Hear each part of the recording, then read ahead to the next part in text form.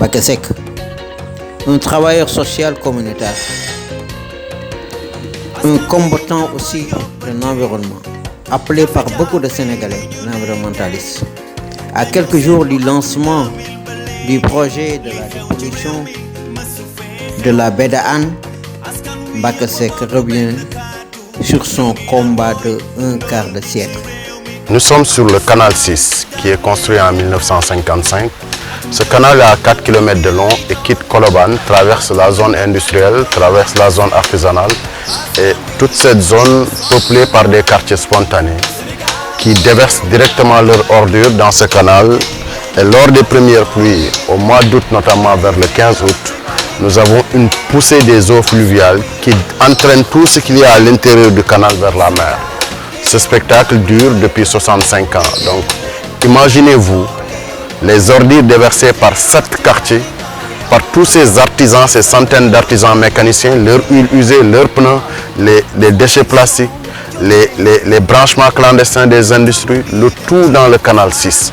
Et nous avons des études qui ont identifié ce canal 6 comme le premier pollueur de la baie de Hann, compte tenu du volume d'eau usée qui transite par ce canal, mais compte tenu aussi du nombre de tonnages d'ordures solides qui va en mer en passant par le canal.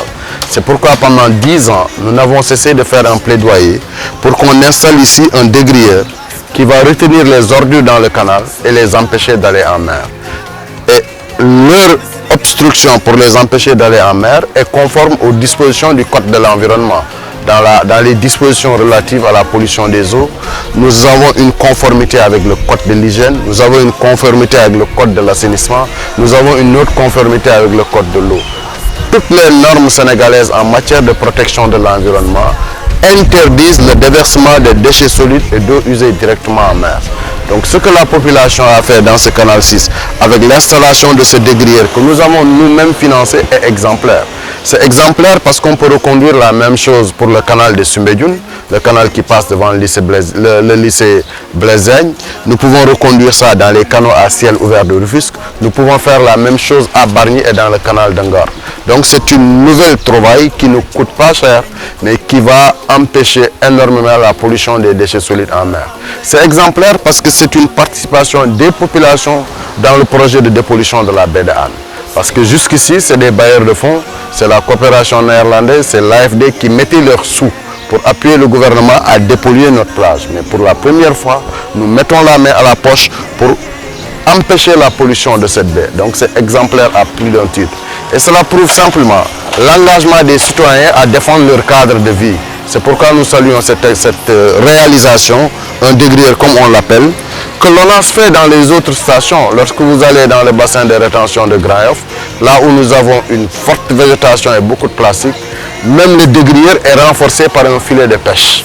Donc nous, à 10 mètres de la mer, ce dégrilleur ne peut nullement empêcher l'eau de circuler.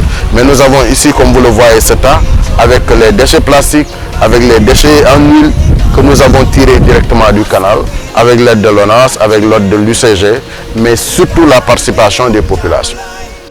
À travers ce projet de la dépollution de la baie de Hann, financé par les partenaires techniques et financiers et l'État du Sénégal, Bakesek a l'espoir de retrouver la baie de Hann dans sa authenticité pour toujours avant la fin de ses jours.